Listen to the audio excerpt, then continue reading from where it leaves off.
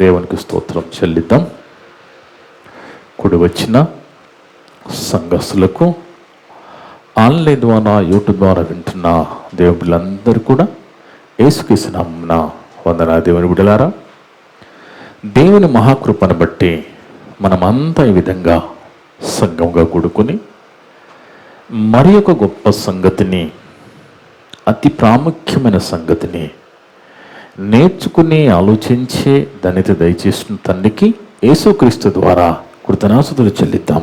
ఆమేన్. ఆమేన్. ఈరోజు దేవుడు సంఘాన్ని ఆన్లైన్ ద్వారా యూట్యూబ్ ద్వారా వింటున్న ప్రతి ఒక్క బిడ్డని ప్రేమించి మనందరి కోసం ఏర్పాటు చేసిన అంశం, నీవు సంఘ సభ్యుడవా, సంఘానికే స్తంభానివా? నీవు సంఘ సభ్యుడవా, సంఘానికే స్తంభానివా? ఈరోజు సంఘాల పరిస్థితి ఏమీ బాగాలేదు.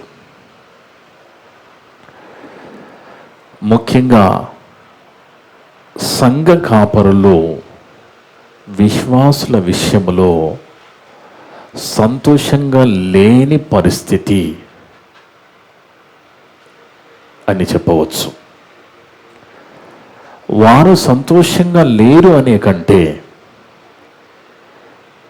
సంఘాన్ని కొనుక్కున్న, సంఘాని కోసం ప్రాణం పెట్టిన ప్రభువు అస్సలు సంతోషంగా లేరు. చూడండి దేవుని బిడ్డలారా, మనం ఏదైనా కొనుక్కోవాలన్నా, ఏదైనా మనకు కావాలి అంటే మనం ప్రాణాన్ని పెట్టి కొనుక్కోగలమా? దేనికో ఏదైనా నీ ప్రాణం పెడితే ఇది వస్తుందంటే మనము మాకు అవసరం లేదంటాం. కానీ మన ప్రభు ప్రాణం కంటే ఎక్కువగా సంఘాన్ని కోరుకున్నాడు. ప్రాణం కంటే ఎక్కువగా సంఘాన్ని కోరుకుని సంఘం కోసమే ప్రాణం పెట్టాడు అంటే సంఘము ప్రభు దృష్టిలో ఎంత గొప్పదో, ఎంత ప్రాముఖ్యమైనదో మనం అర్థం చేసుకోవాలి దేవుని బిడ్డలారా. ఎందుకంటే మీ మెడలో ఉన్న చైన్ ఎంత ఖరీదంటే మీరు చెప్పగలరు. మీ వాహన ఖరీదు, కారు ఖరీదు మీరు చెప్పగలరు. మీ వస్త్రాల ఖరీదు చెప్పగలరు. కానీ ప్రాణం ఖరీదు చెప్పగలరా? అంత గొప్ప మహనీయుడు, పరిశుద్ధుడు మన ప్రభు తన ప్రాణాన్ని సంఘం కోసం పెట్టిన ఆ గొప్ప సంఘంలో ఈరోజు మనమంతా కూడా సభ్యులుగా ఉన్నాం. అయితే సభ్యులుగా ఉన్న మనము సభ్యులుగానే ఉండాలని ప్రభు కోరుకోవడం లేదు. కానీ సభ్యులమైన మనము సంఘానికి స్తంభాలుగా ఉండాలని కోరుకుంటున్నాడు. ఎందుకంటే దేవుని బిడ్డలారా, చాలా సంఘాల్లో సభ్యత్వం కోసము బాప్టిజం తీసుకుంటారు. ఎందుకు బాప్టిజం తీసుకుంటారు ఆ సంఘములో అంటే మెంబర్షిప్ కోసము, సభ్యత్వం గురించి. ఎందుకు సభ్యత్వం అంటే ఆ సంఘము తరపున, ఆ సంస్థ తరపున స్కూళ్ళు ఉంటాయి, కాలేజీలు ఉంటాయి, హాస్పిటళ్ళు ఉంటాయి. వాటిలో డిస్కౌంట్ దొరుకుతుందని సభ్యత్వం తీసుకుంటారు. ఇంకా సమాధుల దొడ్డిలో స్థలము దొరుకుతుందని కూడా సభ్యత్వం తీసుకుంటారు. సభ్యత్వం తీసుకోవాలంటే ఆ సంఘంలో బాప్టిజం తీసుకుంటారు. ఆ సంఘంలో మెంబర్షిప్ తీసుకుంటేనే ఏదైనా వాళ్ళ కుటుంబాల్లో ఏమైనా కార్యక్రమాలు జరిగితే వాళ్ళు వస్తారు.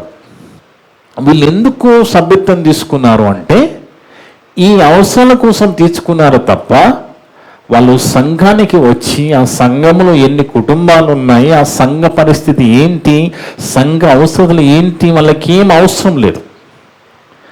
వచ్చి వెళ్ళిపోతూ ఉంటారు. వీళ్ళంతా ఎవరు? సభ్యులు. ఈరోజు దేవుడు సభ్యులుగా ఉండాలని కోరుకోవడం లేదు. దేవుని బిడ్డలారా, సభ్యత్వం గురించి దేవుడు కోరుకోవడం లేదు. నువ్వు సభ్యుడిగా కాదు, సంఘానికి స్తంభంగా ఉండాలని దేవుడు కోరుకుంటున్నాడు. అందుకే ఈరోజు నువ్వు వెళుతున్న సంఘములో నీ పొజిషన్ ఏంటి? నువ్వు ఏ పొజిషన్లో ఉన్నావు? సభ్యుడిగానే వెళ్ళి వస్తున్నావా, లేదా నిజంగా నువ్వు వెళుతున్న సంఘానికి నువ్వు స్తంభానిగా ఉంటున్నావా? ఎందుకంటే దేవుని బిడ్డలారా, ఒకనాడు పౌలు భక్తుడు పౌలు గారు పత్రిక రాస్తూ గలతీలకు రాస్తున్నాడు.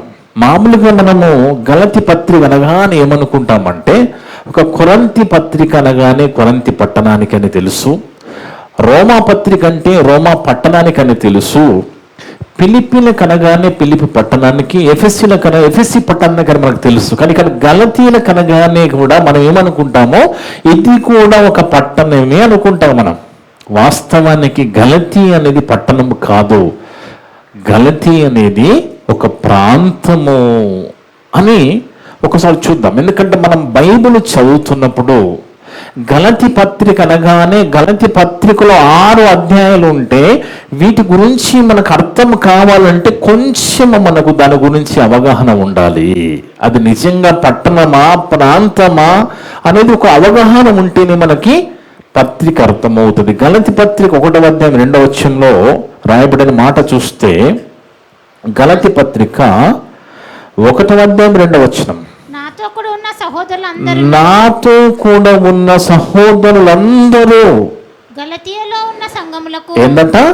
గలతీయలో ఉన్న సంఘములకు అంటున్నాడు.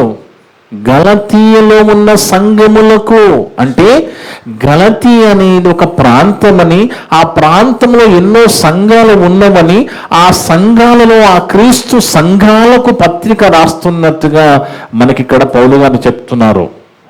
ఎందుకంటే ఇప్పుడు మనము తెలంగాణలో ఉన్నామండి. తెలంగాణ అనేది పట్టణం కాదు, తెలంగాణ అనేది ఒక రాష్ట్రం. కానీ ఇదే తెలంగాణ రాష్ట్రములో హైదరాబాద్ మహానగరం ఉన్నది, కరీంనగర్ పట్టణం ఉన్నది, నిజామాబాద్ పట్టణం ఉన్నది, వరంగల్ పట్టణం, ఇవన్నీ పట్టణాలు. కానీ ఇవన్నీ దేంట్లో ఉన్నాయంటే తెలంగాణలో ఉన్నాయి. అదే విధంగా గలతీలో ఉన్న ఆ ప్రాంతంలో ఉన్న సంఘాలకి పత్రిక రాస్తున్నట్టుగా మనకి అర్థమవుతుంది. అయితే రాస్తూ గలతి పత్రిక 2వ అధ్యాయం 8-9 వచనాల్లో పౌలు గారు, గలతి పత్రిక 2వ అధ్యాయము 8-9 వచనాలు మనం ఒకసారి చదువుకుంటే, అనగా సున్నతి పొందిన వారికి అపోస్తులుడగుటకు పేతురునకు సామర్థ్యం కలుగజేసిన వాడే అన్యజనులకు అపోస్తులుడగుటకు నాకును సామర్థ్యము కలగజేసినని వారు గ్రహించినప్పుడు దేనిగా ఎంచబడిన స్తంభములుగా ఎంచబడిన యాకోబు, కేఫా, యోహాను అనువారు నాకు అనుగ్రహించిన కృపను కనుగొని, అంటే వీళ్ళు ఎవరట? యాకోబు, కేఫా, యోహాను ఎవరట? స్తంభములు. దేనికి? సంఘానికి స్తంభములు. ఏ సంఘానికి? యెరూషలేము సంఘానికి వాళ్ళు స్తంభాలుగా ఉన్నారట. యెరూషలేము సంఘం గురించి ఒక ప్రత్యేకత చెప్పండి మీరు. యెరూషలేము సంఘం గురించి ఒక ప్రత్యేకమైన కారణం ఒకటి చెప్పండి. యెరూషలేము సంఘము ప్రారంభ సంఘం. అది మొదటగా ప్రారంభించిన ఆ సంఘములో వీళ్ళు ఎలాగున్నారట? వీళ్ళు ముగ్గురు స్తంభాలుగా ఉన్నారట. ఆలోచించండి దేవుని బిడ్డలారా. అంటే ఈ ముగ్గురులో మొదటగా రాయబడిన యాకోబు అనే ఆయన వాస్తవానికి ఎవరు అని మనం ఆలోచిస్తే, ఈ యాకోబు ఎవరు అంటే యేసుక్రీస్తు ప్రభువారి సహోదరుడు. అర్థమవుతుంది దేవుని బిడ్డలారా. ఈ యాకోబు ఎవరు అంటే ప్రభువాని సహోదరుడు. ఎందుకంటే యాకోబు, యోహానులు కూడా ఉన్నారు కదా, ఆ యాకోబు కానీ ఆయన ఎందుకు ఎలా కాదని చెప్పడానికి అపోస్తుల కార్యాలు 12వ అధ్యాయంలో ఆయన చంపబడ్డాడు.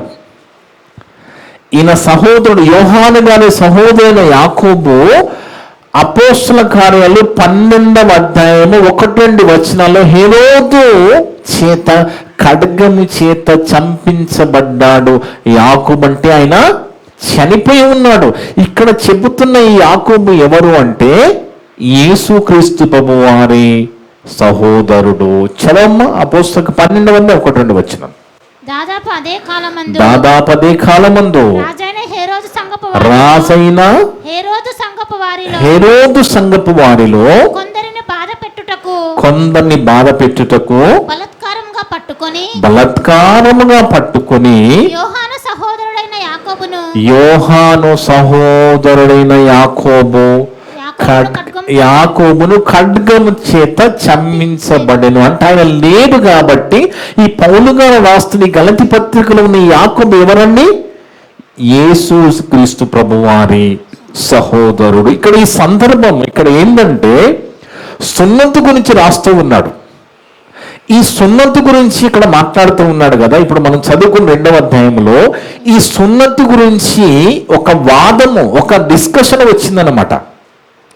ఇప్పుడు ఇక్కడ మనం చదువుకుంటున్న ఈ సున్నతి అనేది ఇది ఎక్కడ లింక్ అవుతుందంటే అపోస్తలుల కార్యాలు 15వ అధ్యాయంలో ఉంటుంది ఇదంతా కూడా. అంటే అపోస్తలుల కార్యాలు 15వ అధ్యాయంలో అక్కడ ఏం జరిగింది అంటే సున్నతి గురించి ఒక వాదము జరిగింది వాళ్ళ మధ్య.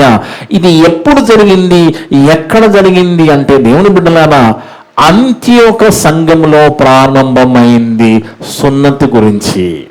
అర్థమైంది దేవుని బిడ్డలారా?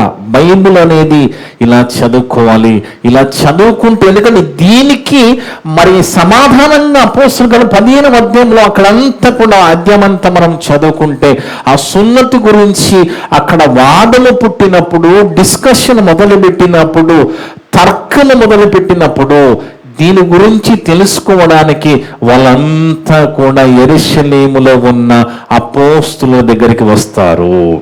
అర్థమైంది దేవుని బిడ్డలారా? అప్పటికి అపోస్తలులు ఎక్కడున్నారు? యెరూషలేము సంఘములో ఉన్నారు. గొప్ప సంఘములో వాళ్ళు ఉంటే ఆ యొక్క అంతియోక్యలో ఉన్న వాళ్ళంతా కూడా సున్నతి గురించి తెలుసుకోవడానికి మరి ఎక్కడికి యెరూషలేము సంఘానికి వస్తున్నట్టుగా మనం చూడగలము. అయితే అంత్యోక సంఘం గురించి ఒక ప్రాముఖ్యత ఉన్నది. ఈ అంత్యోక సంఘము అంటే ఏంటి అంటే మొదటిసారిగా అంత్యోకయలో శిష్యులు క్రైస్తవులు అనబడిరి అని రాయబడి ఉంటుంది. అక్కడ ఒకసారి అపోస్తలుల కార్యాలు 11వ అధ్యాయం 26వ వచనంలో, అపోస్తలుల కార్యాలు 11వ అధ్యాయము 26వ వచనం చదువుకుంటే దేవుని బిడ్డలారా వారు కలిసి ఒక సంవత్సరం అంతా కూడా సంఘములో ఉండి బహుజనులకు వాక్యము బోధించిరి. మొట్టమొదట అంత్యోకయలో శిష్యులు క్రైస్తవులనబడిరి. ఆ క్రైస్తవులనబడిన శిష్యుల్లో అక్కడ అంత్యోక సంఘములో ఈ సున్నతి గురించి డిస్కషన్ ప్రారంభమైంది. ఇప్పుడు క్రైస్తవులు సున్నతి తీసుకోవాలా వద్దా, ఈ సున్నతి అనేది ఇశ్రాయేలుకి సంబంధించింది కదా అని వాళ్ళ వాదోపవాదులు మొదలైనప్పుడు వాళ్ళంతా కూడా యెరూషలేముకి వస్తారు. యెరూషలేములో ఎవరున్నారు?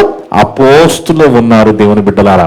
అయితే ఇప్పుడు ఈ ముగ్గురిని స్తంభాలుగా మనం చదువుకున్నాము. యాకోబు, కేఫా అనగా పేతురు, యాకోబు, కేఫా, యోహాను గారు స్తంభాలుగా సంఘానికి కనబడుతున్నారు కదా.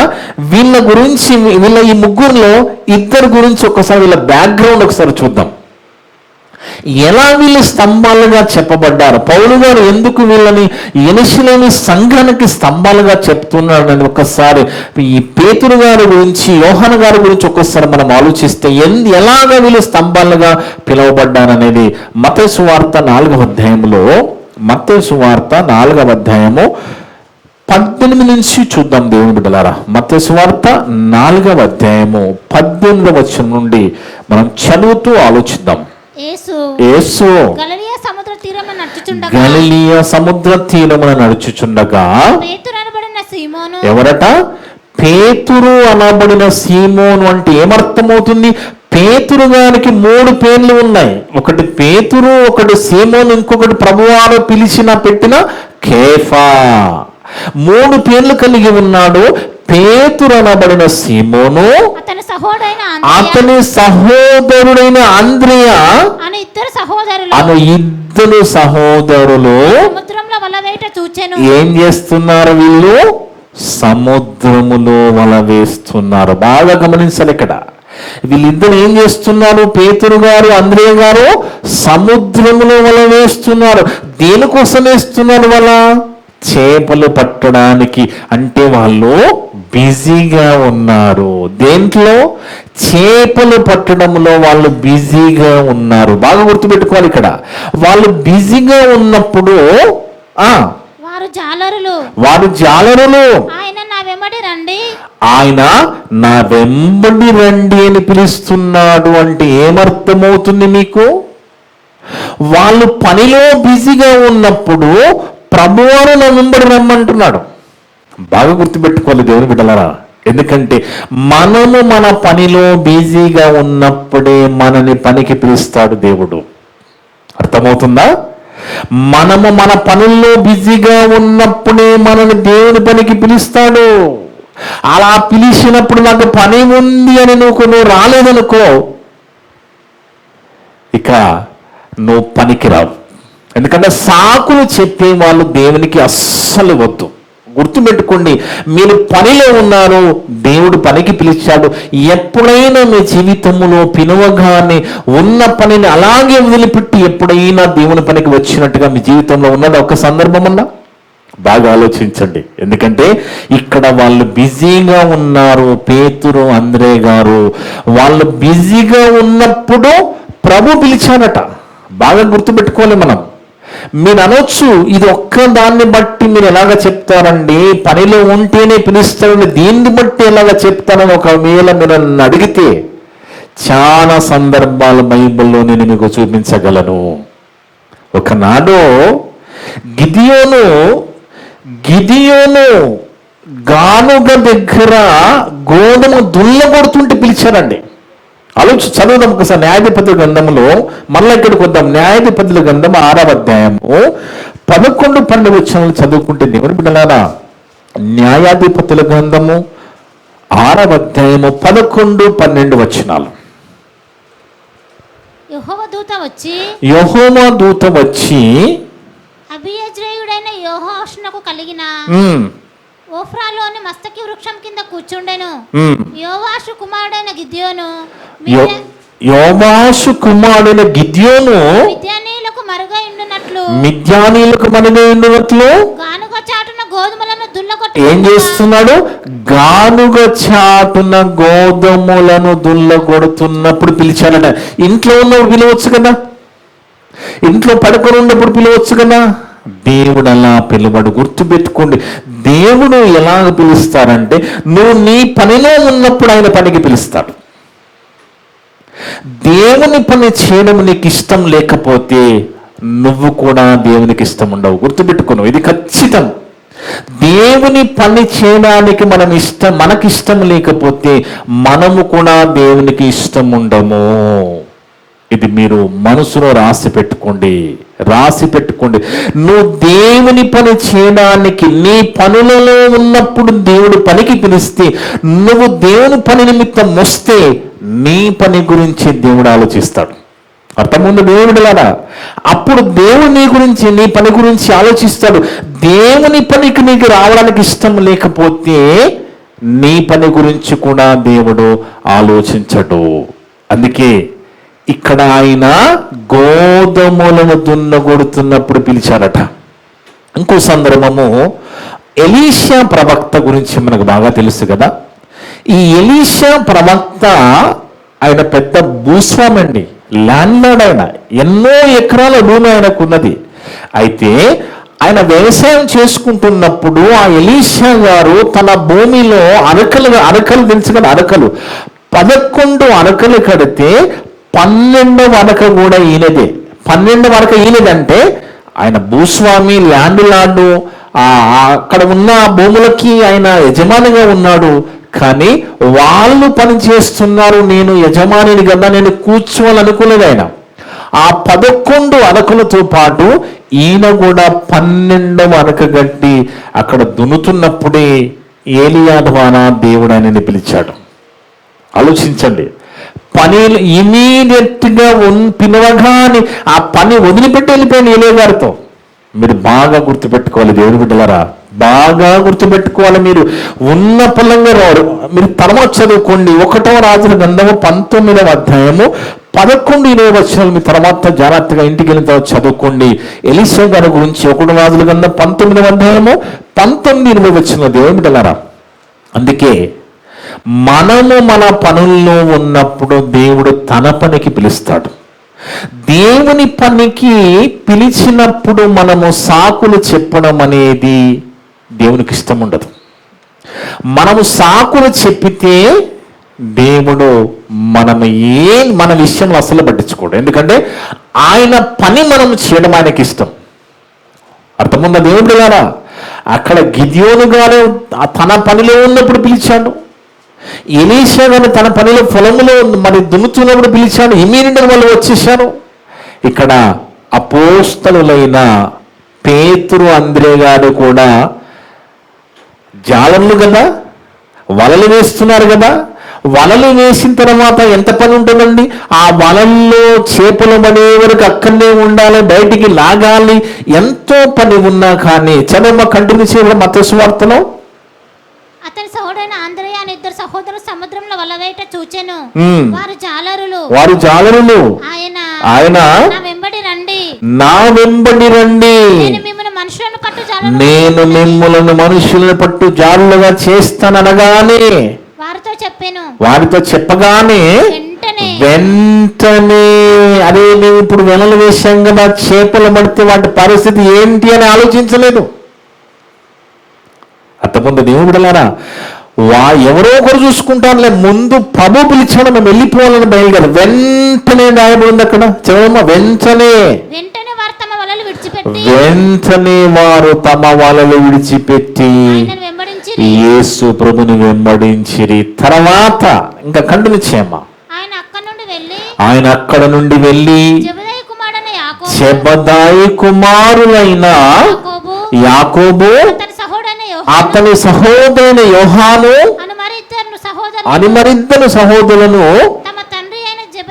తమ తండ్రి అయిన జెబెదాయి ఎదుట, అక్కడ దోణిలో వలలు బాగు చేసుకుంటున్నారు తండ్రితో కలిసి. ఎవరండి? యాకోబు, యోహాను గారు. వాళ్ళు వలలు బాగు చేసుకుంటుంటే చూచి ఎలాగుందంటే వాళ్ళు పని చేస్తున్నప్పుడే చూచి పిలిచినట్టు కనిపిస్తుంది చదువుకుంటే. ఎందుకంటే బైబిల్లో ఒక్కొక్క మాట కూడా మనకి చాలా ప్రాముఖ్యం అండి. వాళ్ళు వలలు రెడీ సిద్ధం చేసుకుంటే చూచి పిలిచాడు.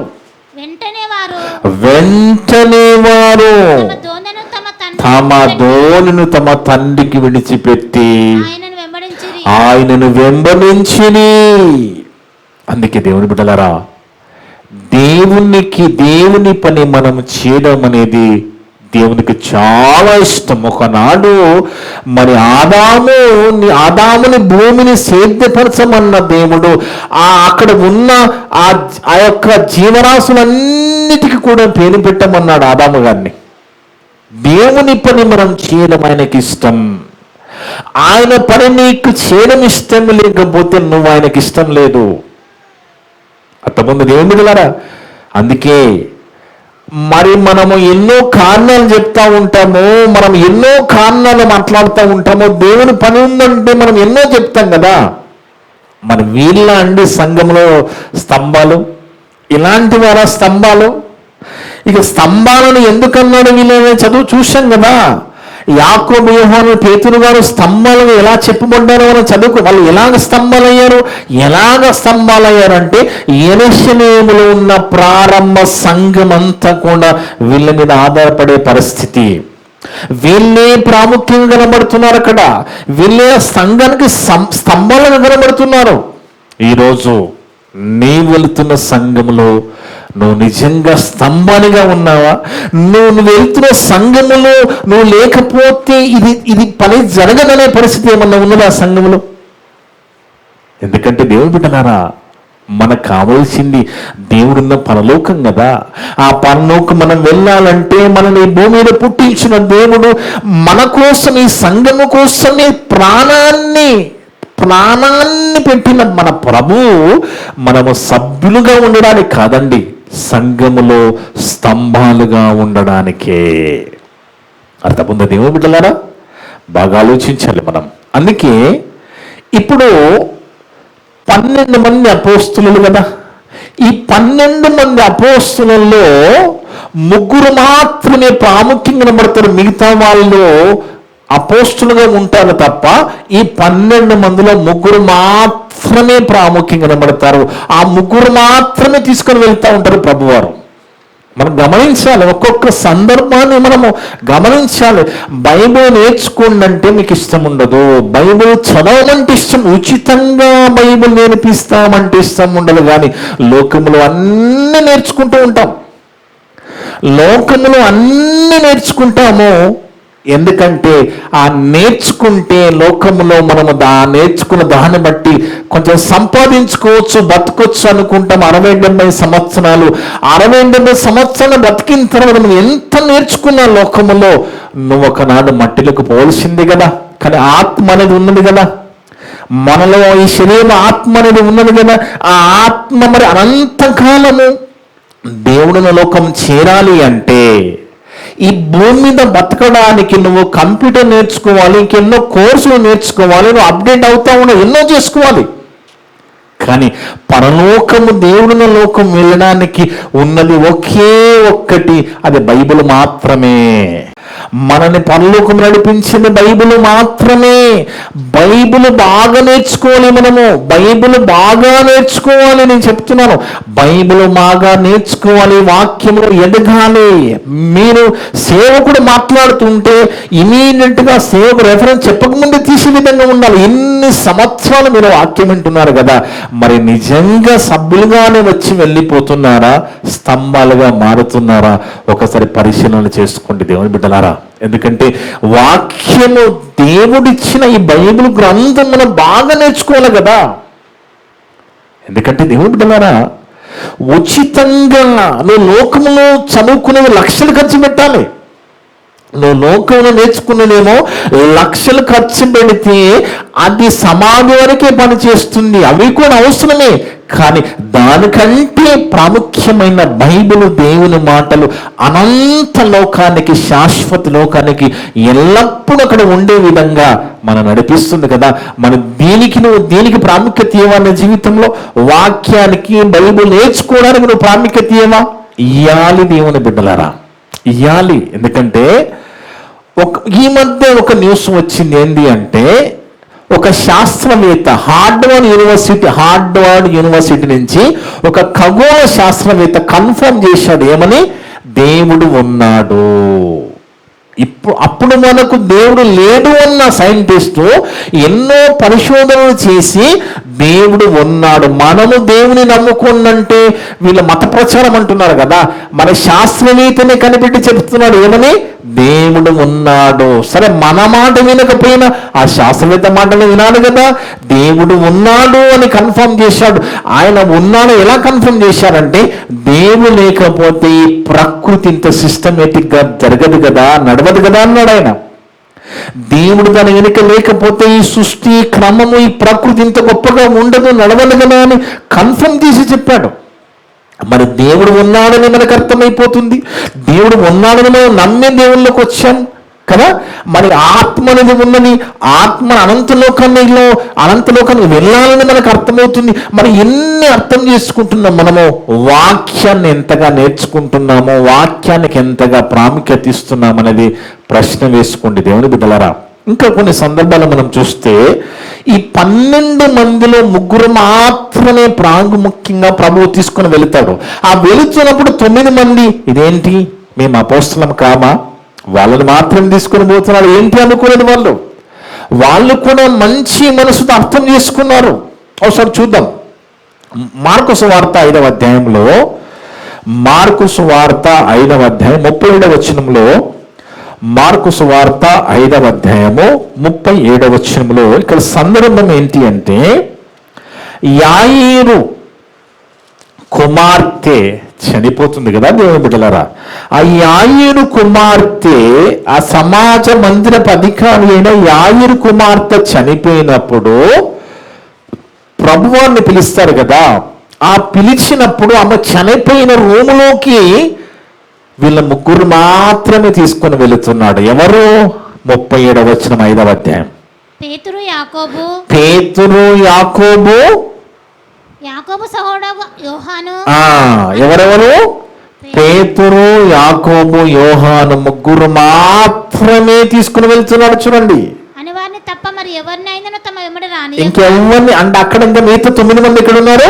బయట ఉన్నారు. కానీ ఎప్పుడు కూడా వాళ్ళు ప్రభువుని కానీ ఆ ముగ్గురిని కానీ అపార్థం చేసుకోలేదండి.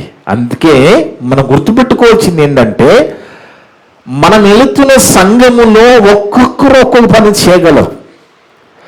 ఒక్కొక్కరు ఒక్కొక్క టాలెంట్ ఉంటుంది. అలా టాలెంట్ ఉన్నప్పుడు ఎవరికే టాలెంట్ ఉందో ఆ టాలెంట్ని బట్టి సేవకుడు ఆ వ్యక్తిని తీసుకొని వెళితే మిగతా వాళ్ళు అపార్థం చేసుకోవద్దు.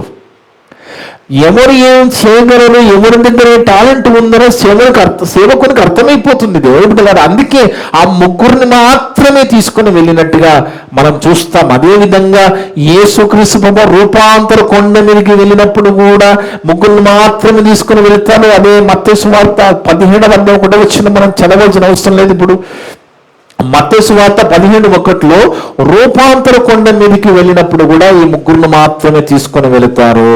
గెత్సెమనే తోటలో ప్రభువారు ఆ వేదన పడుతున్నప్పుడు కూడా ఈ 26వ అధ్యాయం మత్తయి సువార్తలో ఉంటుంది. 36, 37 వచనంలో అది కూడా మీరు తర్వాత చదువుకోండి. ఆ గెత్సెమనే తోటలో కూడా ఈ ముగ్గురు మాత్రమే ప్రభువారు వెంబడి తీసుకొని వెళ్తూ ఉంటారు. దేవుని బిడ్డలు ఎవరిని? పేతురు, యాకోబు, యోహాను ఈ ముగ్గురు మాత్రమే తీసుకొని వెళ్ళినప్పుడు మిగతా 9 మంది కూడా అర్థం చేసుకున్నారు. వాళ్ళని మంచి మనసుతో అర్థం చేసుకుని అందరూ కలిసి వెళ్ళారు. ఈ ముగ్గురులో అతి ప్రాముఖ్యమైన వాడు యోహాను. అర్థముంది ఏమిటి నాన్న? ఈ ముగ్గురు ఎవరు? కేఫా అనగా పేతురు గారు, యాకోబు, యోహాను వీళ్ళిద్దరు అన్నదమ్ములే. ఈ ముగ్గురులో మరలా ప్రాముఖ్యమైన వాడు ఎవరు? యోహాను గారు. ఆ యోహాను గారి నుంచి రాయబడిన మాట ఏంటి అంటే, యేసు ప్రేమించిన శిష్యుడు, యేసు రొమ్మును అనుకున్న శిష్యుడు రాయబడి ఉంటుంది యోహాను గారి గురించి. అంటే ఏంటి దీని అర్థం ఏంటి అంటే, ప్రభువు గురించి, ప్రభువు ఏం చేయబోతున్నాడు వాటి గురించి ఇంకెక్కువ డీటెయిల్స్ ఎవరికి తెలుసు? యోహాను గారికి తెలుసు. ఈ ముగ్గురు ప్రాముఖ్యంగా ఉన్నారు. ఆ ముగ్గురికి తెలిసిన విషయాలు 9 మందికి తెలియవు కదా. ఈ ముగ్గురికి ఎక్కువ తెలుస్తాయి, 9 మందికి తెలియవు. ఈ ముగ్గురులో మరలా ప్రాముఖ్యం ఎవరు? యోహాను గారు. అందుకే ఒకనాడు వాళ్ళు భోజనం చేస్తున్నప్పుడు నన్ను మీలో ఒకడు పట్టించబోతున్నాడు అంటాడు యేసుప్రభు వారు. అప్పుడు అలా అనగానే మిగతా 9 మంది ఈ ముగ్గురిని చూస్తారు, ముగ్గురు వైపు చూస్తారు. అర్థం ఎవరు అన్నట్టుగా ఆ 9 మంది ముగ్గురు వైపు చూస్తే ఈ ముగ్గురులో పేతురు గారు యోహాను వైపు చూస్తూ ఉంటాడు. ఎందుకంటే పేతురు ముందు మాట్లాడతాడు అన్నిటి గురించి. ముందు ఇన్నిగా మాట్లాడే పేతురు గారు ఏం చేస్తున్నారంటే యోహాను గారి గురించి యోహాను వైపు చూసి, ఎందుకంటే యోహాను గారు ప్రభు రొమ్మను అనుకుని ఉంటాడు. ప్రభు ప్రేమించిన శిష్యుడు అంటే ఆయనకి ఇంకా దగ్గర ఇన్ఫర్మేషన్ తెలిసి ఉంటుందనే ఉద్దేశంతో అది ఒకసారి యోహాను సువార్త 13వ అధ్యాయంలో 23 నుంచి 26 వరకు. యోహాను సువార్త 13వ అధ్యాయము 23 నుంచి 26 వరకు చదువుకుంటే, ఆయన శిష్యులలో యేసు ప్రేమించిన ఒకడు యేసు రొమ్మును ఆనుకొని ఉండెను. ఎవరైనా? యోహాను గారు. కనుక ఎవరిని గూర్చి ఆయన చెప్పినో అది తమకు చెప్పమని సీమోను పేతురు అతనికి సైగ చేస్తున్నాడు. ఎవరికి సైగ చేస్తున్నాడండి? యోహాను గారు. యోహాను చెప్పు, ఎవరు ప్రభువారు ఎవరి గురించి మాట్లాడు, చెప్పని యోహాను గారు అడుగుతా ఉన్నారు. అంటే దాని అర్థం ఏంటి? ఈ 12 మందిలో ముగ్గురు ప్రధానంగా ప్రాముఖ్యులు కనబడితే ఆ ముగ్గురులో ఇంకా దగ్గరగా ఇంకా ముఖ్యంగా యోహాను గారు కనబడుతూ ఉన్నారు.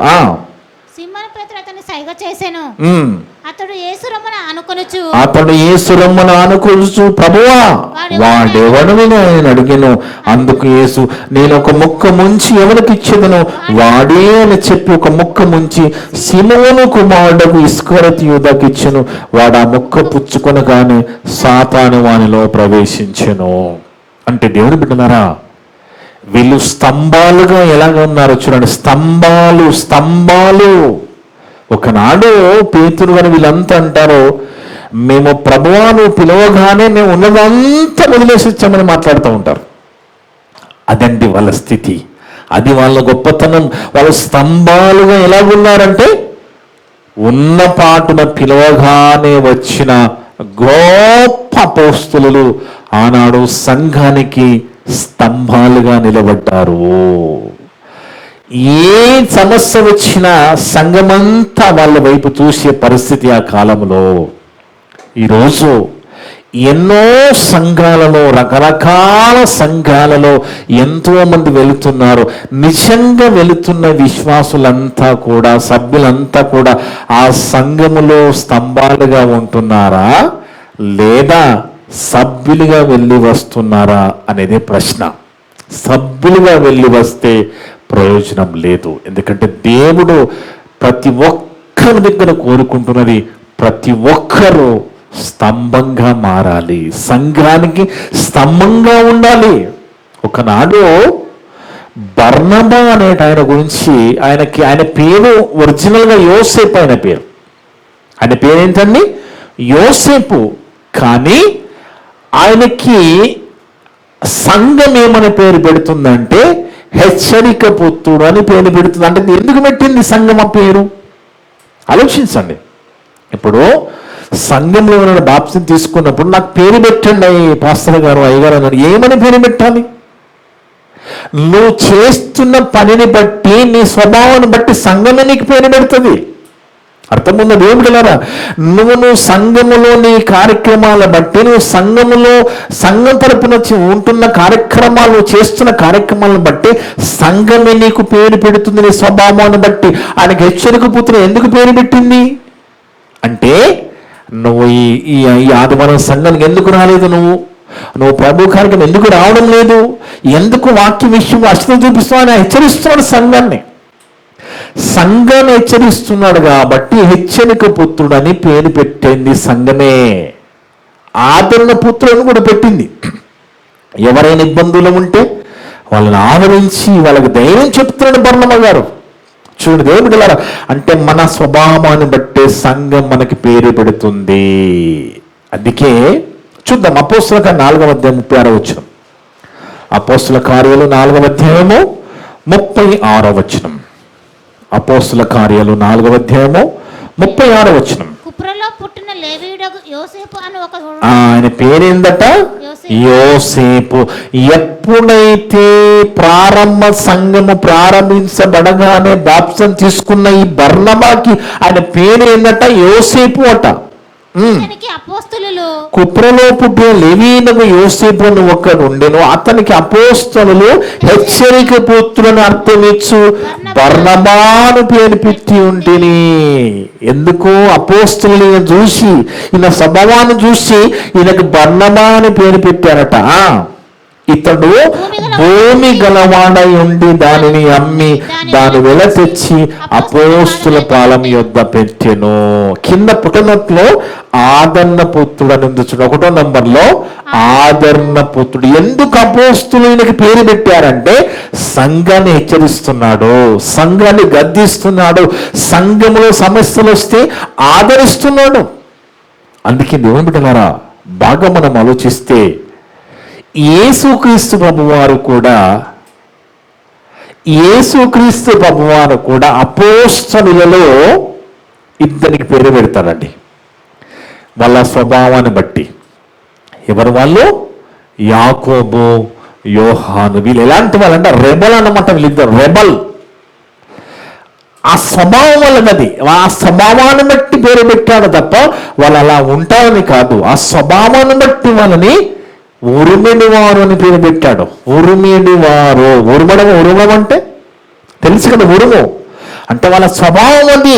సంఘములో నిజంగా నువ్వు నీ పాత్రని బట్టి, నువ్వు సంఘం మీద నీకున్న శ్రద్ధను బట్టి, నువ్వు చేస్తున్న పనులను బట్టి సంఘమే పేరు పెడుతుంది.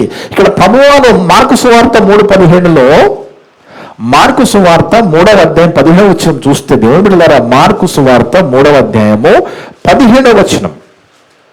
మార్కు సువార్త 3:15 17. జెబెదయి కుమారుడగు యాకోబు జెబెదయి కుమారుడైన యాకోబు అతని సహోదరుడు యోహాను అతని సహోదరుని యోహాను వీరిద్దరికి ఆయన యేసు ప్రభువారు బోయనెర్గేసు అని పేరు పెట్టెను. బోయనెర్గేసు అనగా ఉరిమెడి వారని అర్థము. వాళ్ళ స్వభావం అది. అర్థమవుతుంది దేవుని ద్వారా. వాళ్ళ స్వభావం అది. ఎందుకు ఆ పేరు పెట్టవలసిందంటే అక్కడ ప్రభువానికి వాళ్ళు అవకాశం ఇవ్వలేదు, వాళ్ళకి స్థలం ఇవ్వలేదు ప్రభువానికి.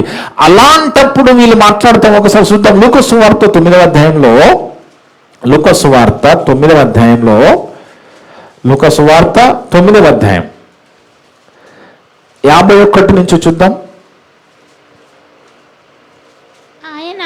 ఆయన పరమునకు చేర్చుకున్న దినములు సంపూర్ణమైనప్పుడు ఆయన యెరూషలేమునకు వెళ్ళటకు మనసు సిద్ధపరచుకొని తనకంటే ముందుగా దూతలను పంపాను.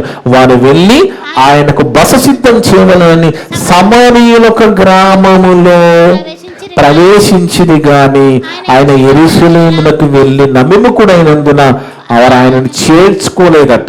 ఎవరిని? యేసు ప్రభు వారిని చేర్చుకున్నప్పుడు వీళ్ళిద్దరు మాట్లాడుతున్నారు. ఎవరు? యాకోబు యోహాను గారు మాట్లాడుతున్నారు. ఏమని? శిష్యులైన యాకోబును యోహాను చూచి, ప్రభువా, ఆకాశం నుండి అగ్ని దిగి వీరిని నాశనం చేయనట్లు మేము ఆజ్ఞాపించడం నీకు ఇష్టమా అని అడగలేదు. చూడండి ఎలాగుందో చూడండి. ప్రభువా, నీకే వీళ్ళు స్థలం ఇవ్వడం లేదా? నిన్నే వదలం లేదా? ఒకసారి సెలవి అన్న ప్రభువా, అగ్ని దిగి వీళ్ళని చంపేస్తున్నట్టుగా మాట్లాడుతున్నారండి.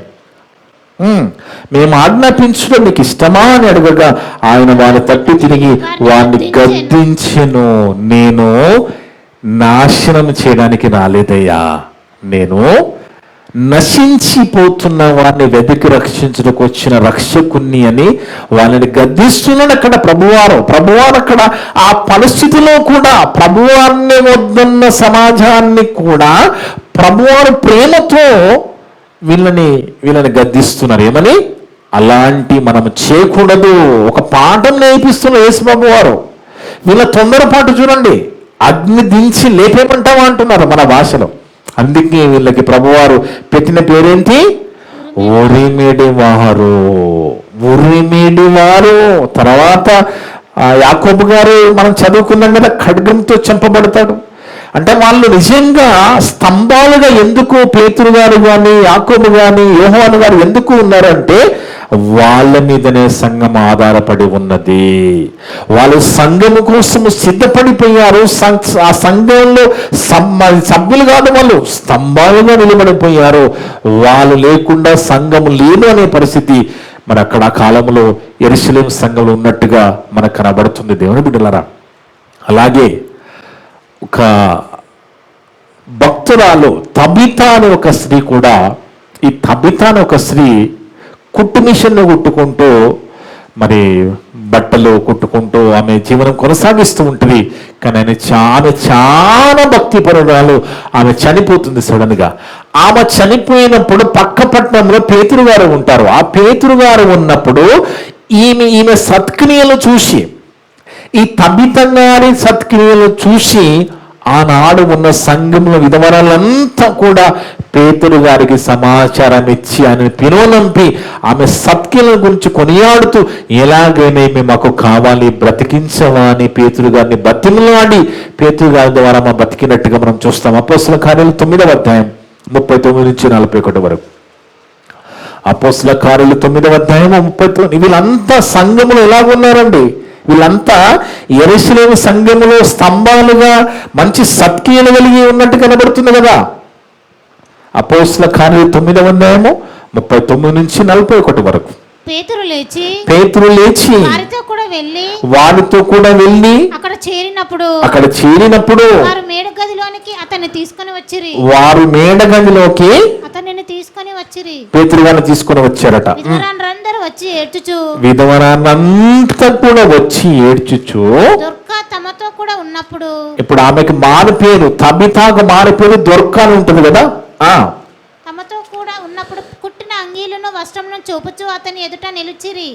పేతురు అందరిని వెలుపలికి చూడండి, విధవరాన్నంతా వచ్చి ఏడుస్తున్నారట. ఎందుకు?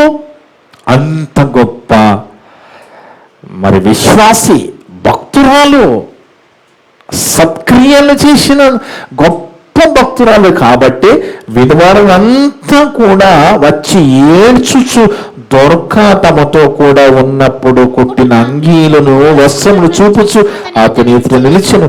పేతురు అందరిని వీళ్ళ పలికి పంపి మోకాళ్ళని ప్రార్థన చేసి శవం వైపు తిరిగి తబితా లెమ్మనగా ఆమె కన్నులు తెలిసి పేతును చూచి లేచి కూర్చుండేను. చూడ వాళ్ళంతా సంఘమంతా వాళ్ళంతా కోరుకున్నారు ఆమెని. కొన్ని సంఘాలలో కొంతమంది వీళ్ళు సంఘాన్ని విడిచిపెడితే బాగుండనే వాళ్ళు కూడా ఉంటాయి. కొన్ని సంఘాల్లో ఒక 50 కుటుంబాలు ఒక సంఘంలో ఉంటే ఒక 3-4 కుటుంబాల వల్ల సంఘమంతా కూడా ఇష్టమైతే ఉంటుంది. అలాంటప్పుడు వీళ్ళ కుటుంబాలు ఈ సంఘాన్ని విడిస్తే బాగుండనే పరిస్థితులు కూడా సంఘంలో ఉంటాయి దేవుని బిడ్డలారా. కానీ ఇప్పుడు మనమన్నీ చదువుకుంటున్న ఈ సందర్భాల పరిస్థితిని బట్టి ఆనాడు వీళ్ళంతా అపోస్తలులో సంఘములో స్తంభాలుగా ఉన్నారు. మరి భక్తులు ఒక బర్నబా గాని ఒక తబిత గాని వీళ్ళంతా ఎలా ఉన్నారండి? మంచి సత్క్రియలు కలిగి జీవితం మనకి కనబడుతుంది కదా. ఈరోజు సంఘానికి వెళుతున్న మనము, మీరు నిజంగా ప్రతి ఒక్కరూ సంఘానికి స్తంభంగా ఉండాలి. సభ్యులుగా కాదు, స్తంభంగా ఉండాలి. మీరు లేకపోతే ఈ పని జరగదనే విధంగా ఉండాలి. ఒక్కొక్కరు అర్థమవుతుందండి. ఈమె లేకపోతే ఈ పని ఆగిపోతుంది, ఈయన లేకపోతే పని ఆగిపోతుంది. ఏ విధంగా ఉండాలి సంఘములో? అలాగా మనం తయారు కావాలి. అలా తయారు కావాలంటే మనం వాక్యంలో బాగా ఎదగాలి. వాక్యంలో మనం బాగా ఎదగాలి. వాక్యాన్ని బాగా నేర్చుకోవాలి. వాక్యాన్ని నేర్చుకోవడానికి మనం ఎంతో సమయం కేటాయించాలి. ఎందుకంటే దేవుని బిడ్డలారా, మనకి బాగా తెలుసు, అన్ని వింటూనే ఉన్నాం మనం. మీకు చెప్పబడింది అంటూ ఏమీ లేదు. ప్రతిది కూడా దేవుడు చెప్పేస్తున్నాడు అంటే రేపన్నాడు మిమ్మల్ని ప్రశ్నలు కూడా అడుగుతాడు. నువ్వేం చేసావు నాకంటే నేను ఏం చేయలేదు, సంఘానికి వెళ్ళి అటెండెన్స్ వచ్చానంటే నీకెవరిస్తారు పథకం? ఆలోచించాలి కదా. నువ్వు దేవుని పనికి రావు, నువ్వు పడే కష్టము దేవుని పనికి రాదు, నీ కుటుంబం పనికి రాదు, మరి ఎందుకు సంఘములో అని దేవుడు అంటాడు, నేను కాదు. దేవుడు అంటాడు. ఎందుకంటే మనల్ని కొనుక్కున్న మన ప్రభువు మనమంతా కూడా దేవుని పనిలో ఉండడానికే. మనం పని చేయాలి, కష్టపడాలి, దేవుని పని చేయాలి. దేవుని పని మనం చేయడానికి ఇష్టపడితే మనల్ని ఆయన ఇష్టపడతాడండి. మీరు గుర్తుపెట్టుకోండి, మీ జీవితంలో మీ హృదయంలో రాసుకోండి. మనము దేవుని పని చేయడానికి పని ఉందా? పని ఉంది, ఎంటబడుతుండాలి. పని ఎక్కడ పని చేయాలి, పని ఎంటబడే విధంగా మనం ఉండాలి. వాళ్ళే సత్యానికి మరి సంఘములో స్తంభాలు. అర్థముందా దేవుని బిడ్డలారా? స్తంభాలంటే వట్టిగానే నిలిచారండి వాళ్ళని. వాళ్ళు ఎంత త్యాగమేనండి, ఎలా పోరాటం చేశారండి వాళ్ళు. ఈరోజు మనల్ని కూడా దేవుడు సంఘములో, నిన్ను దేవుడు నాటిన సంఘములో నువ్వు సభ్యుడిగానే వచ్చి వెళ్ళిపోతున్నావా, లేదంటే స్తంభానిగా ఉంటున్నావని ప్రశ్న వేస్తున్నాడు. స్తంభానిగా ఉండాలి మనం.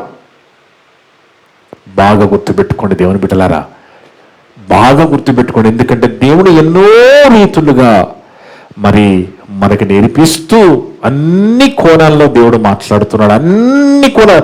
నువ్వు లోకం అనుకుంటూ దేవుని లోకంలో పరిగెత్తి ఈ 1-2 గంటలు మాత్రమే సంఘములో కొద్దిసేపు నిలిపోయినా నీకు ప్రయోజనం లేదు. ఎందుకంటే లోకంలో ఉన్నదంతా ఏంటో కూడా 100 సార్లు మాట్లాడండి దేవుడు. మాట్లాడాడు. ఎందుకు? దేవుడు మనం వినేదాకా చెప్తానే ఉంటాడు. కానీ వినడానికి మనం ఉండాలి కదా, చెప్పడానికి నేను ఉండాలి కదా, లేదా ఇంకొక సేవకుడు ఉండాలి కదా. అందుకే దేవుని బిడ్డలారా, బాగా మనం గుర్తుపెట్టుకోవాల్సినది, మీరంతా కూడా మనమంతా సంఘాలకి వెళుతున్న ప్రతి ఒక్కరూ సభ్యులుగా కాకుండా స్తంభాలుగా మారిపోవాలి. ఎందుకంటే మనకు బాగా తెలుసు, ఒక బిల్డింగ్ కన్స్ట్రక్షన్ దేని మీద ఆధారపడుతుందండి? పిల్లర్, స్తంభానికి అర్థం కాదు పిల్లర్. ఆ పిల్లర్ లేకపోతే బిల్డింగ్ ఉండదు. ఆ పిల్లర్ని బట్టి ఆ బిల్డింగ్ లైఫ్ ఉంటుంది. ఆ పిల్లర్ స్ట్రాంగ్ ఉంటే బిల్డింగ్ ఎక్కువ కాలం ఉంటుంది. అర్థమవుతుందండి? ఈరోజు దేవుడు మనల్ని కొనుక్కొని మనని ఆయన కొన్న సంఘములో ఎలాగ ఉండాలనుకుంటున్నారు? ఒక్కొక్కరు ఒక్కొక్క పిల్లర్ లాగా ఉండాలి, ఒక్కొక్క స్తంభం లాగా ఉండాలి. ఆయన చెప్పినట్టుగా నువ్వు చెయ్యి, ఆయన నడవమన్నట్టుగా నువ్వు నడవు, నీకేం కావాలో ఆయన చూసుకుంటాడు.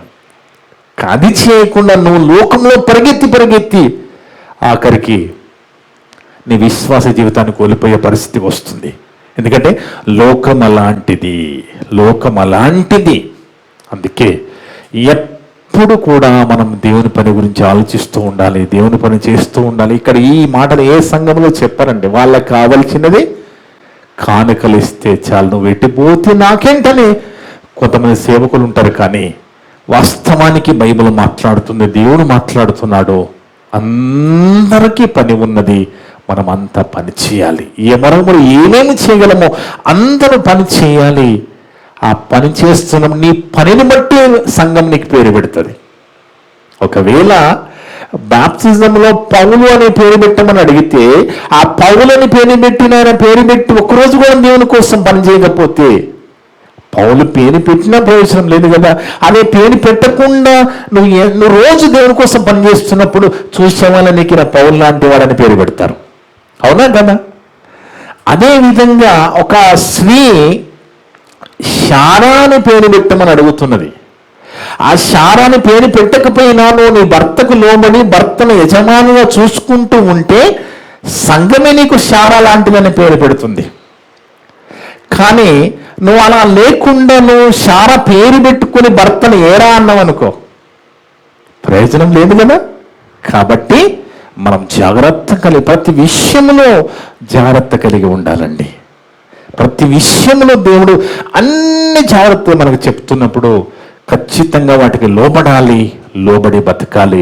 మీరు మీ జీవితంలో ప్రతి దినము ఏమేమి చేస్తున్నారో ప్రశ్న వేసుకోండి, పరీక్షించుకోండి.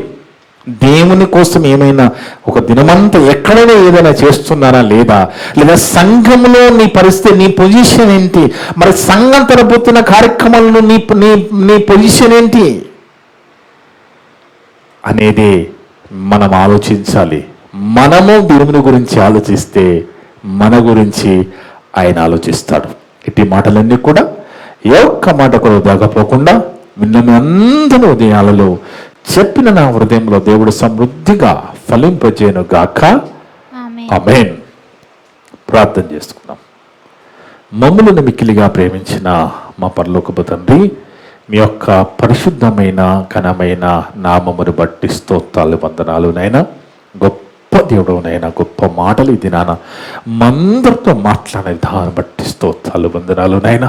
అవును తండ్రి, ఈ సంఘం కోసం మా ప్రభు ప్రాణం కంటే సంఘాన్ని ఎక్కువగా కోరుకొని ప్రభు రక్తం చేత కొనబడిన ఈ సంఘము ఎంత ప్రాముఖ్యమైనదో, ఆ సంఘంలో సభ్యులుగా మాత్రమే ఉంటే ప్రయోజనం లేదని ఆనాడు అపోస్తలులు భక్తులు ఏ విధంగా సంఘములో ప్రాముఖ్యులుగా ముఖ్యులుగా ఏ విధంగా నిలబడ్డారో, ఏ విధంగా స్తంభాలుగా ఉన్నారో, ఈరోజు సంఘంగా కూడుకుంటున్న మేము, సంఘానికి వెళుతున్న మేము కూడా అలాగే ఆ సంఘములో స్తంభాలుగా ఉండాలని, సభ్యులుగా కాదు సంఘాల్లో స్తంభాలుగా ఉంటేనే మేము ఖచ్చితంగా మిన్న లోకము రావడానికి అవకాశం ఉంటుందని, వాక్యంలో ఎదగాలని, వాక్యాన్ని నేర్చుకోవాలని, వాక్యంలో కూడా బతకలు ఎన్నో రీతిగా మాతో మాట్లాడుతూ వచ్చినావు నాయనా.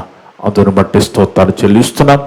అలా మేమంతా కూడా ఉండుటకు శక్తిని బలాన్ని దయచేయండి. నాకు ఇచ్చిన సంఘ బిడ్డల్లో ఏ ఒక్క బిడ్డ కూడా తప్పిపోకుండా, ఏ ఒక్క బిడ్డ కూడా దుష్టుల మాయలో లోకమాయలో పడిపోకుండా ప్రతి ఒక్క బిడ్డకి కృప కాపుదల దయచేసి ప్రతి ఒక్క బిడ్డ విన్న మాటలకు లోబడుతూ ఆ విధంగా జీవించడానికి శక్తిని దయచేయండి తండ్రి. ఇది నాన్న నా ద్వారా మాట్లాడిన ప్రతి మాట విన్న సంఘస్థులందరి హృదయాలలో, ఆన్లైన్ ద్వారా యూట్యూబ్ ద్వారా విన్న వినమతులందరి హృదయాలలో ఫలింపచేయండి తండ్రి. మేమంతా కూడా కేవలం వాక్యము చదివి విని వదిలిపెట్టి మమ్మల్ని మేము మోసపరుచుకోకుండా విన్న మాటల ప్రకారం దీవించే ధన్యత దయచేయమని సమస్త ఘనత మహే ప్రభావాలు మీకే చెల్లిస్తూ మా ప్రభును మా రక్షకుడును మీ ప్రియ కుమారుడు అయిన యేసుక్రీస్తు వారికి పరిశుద్ధ నామమున అడిగి వేడుకొనుచున్నాము తండ్రి. ఆమేన్. ఆమేన్. మీ అందరికీ వందనాలు. May God bless you all.